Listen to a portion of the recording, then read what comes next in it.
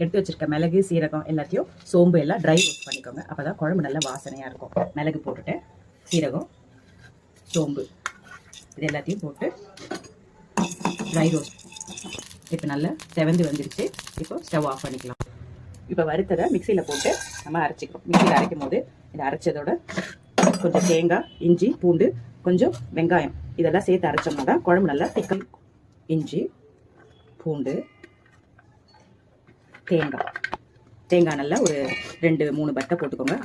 Mutton கறி குழம்புக்கு தாளிக்கிறதுக்கு 2 சோம்பு பட்டை இலை இதெல்லாம் செவந்த உடனே வெங்காயம் சேர்ப்போம். இது நல்லா செவந்துருச்சு. வெங்காயம் போட்டோம். வெங்காயம் நல்லா செவந்திருக்கும். செவந்த உடனே தக்காளி போடுங்க.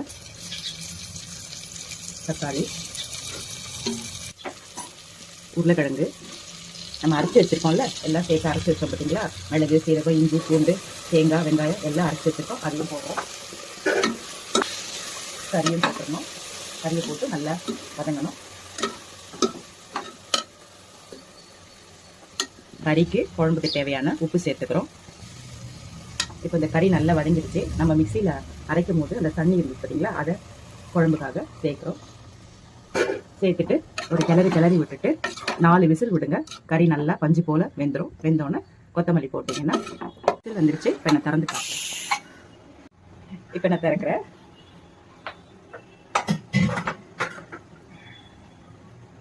இதை அப்படியே ஒரு பாத்திரத்துக்கு ட்ரான்ஸ்ஃபர்